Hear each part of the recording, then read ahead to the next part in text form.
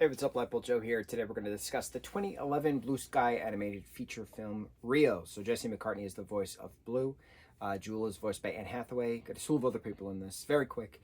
This is a very interesting project because it's very much you should leave animals in their natural habitat. You should not have an exotic pet. You should keep the birds in the jungle, right? Keep the birds in the rainforest. So this starts out with a baby blue macaw who falls out of the nest as there's a raid going on. Basically in the jungle, poachers are stealing birds, right, to sell. And so he winds up in a cage, winds up in a truck, winds up in Minnesota, right? He goes from Brazil to Minnesota. There's a snowing accident roughly. The door of the truck opens and his little bird box gets thrown into the snow.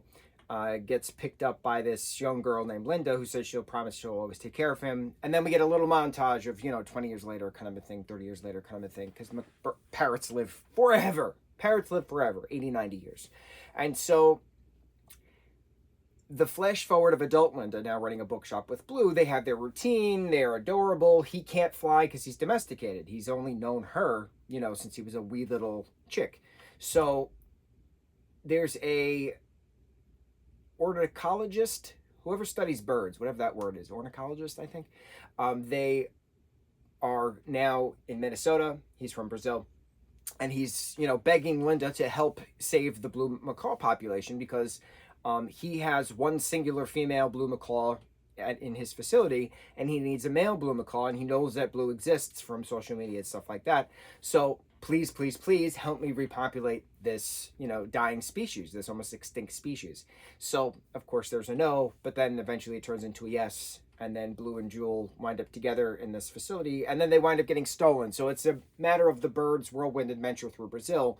What happens when one bird doesn't know how to fly, but is attached to the other bird via a chain? How does that work? Very entertaining. So the birds can all talk to each other. The birds and all the other animals can all talk to each other. So there's bird animal conflicts throughout the film. There's human poacher conflicts throughout the film, as well as Linda and Julio trying to find Julio trying to find the birds. But then this is a big celebration of Carnival during, this particular time period of the year. I don't know when Carnival actually is, but in Rio, Carnival is a big thing. In a lot of South American, Mesoamerican places, Carnival is a big thing. So to then have Carnival being celebrated and, the costuming, the floats, the masks, the feathers, the parades, the sparkles, the fireworks, it's really cool. It's immersive because it's cultural. This is a big, big, big cultural film in regards to looking at Rio from a cultural perspective. You have, of course, the poaching, the animal hunting, the where's my bird stuff going on, but this is a lot of celebration of culture. This is a really cool cultural experience when someone is not familiar with that particular culture. Being immersed into this culture is very poignant within regards to this film.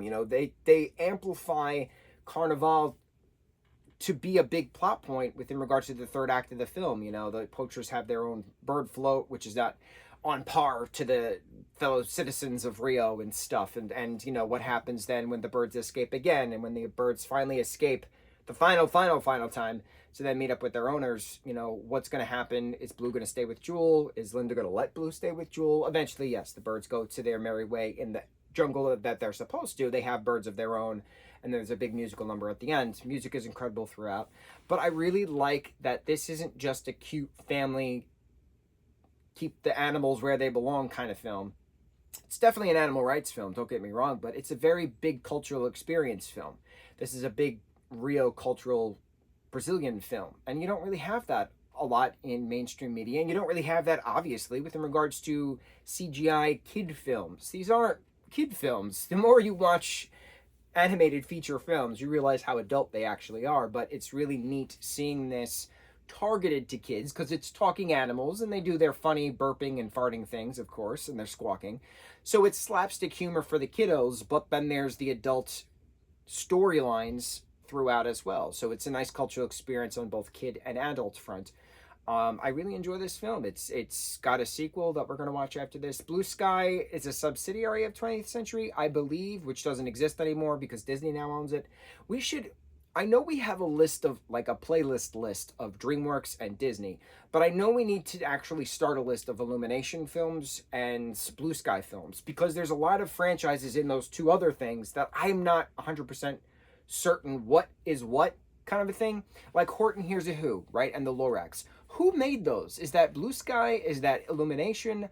I don't know, because I know it's also subsidiary with regards to Universal, but I don't know, because production companies change all the time in regards to who distributes it, because the animation studio is not distributing their own property. So who is the animation for Lorax? Who's the animation for Horton? We're gonna look at this. There's a lot of animated films I still haven't reviewed.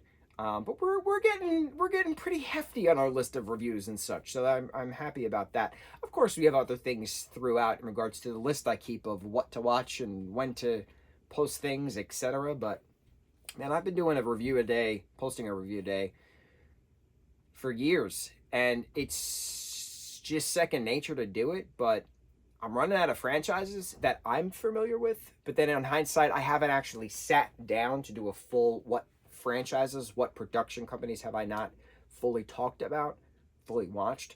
So we're getting there. We're getting to the point where I have to sit down and calculate now what else I have to discuss and watch. But this was a thing that popped up, and I was like, oh, I don't think I talked about this, and I didn't talk about it. And here we are, we're talking about it. Real awesome cultural experience. On to the next review. Mucho mahalo.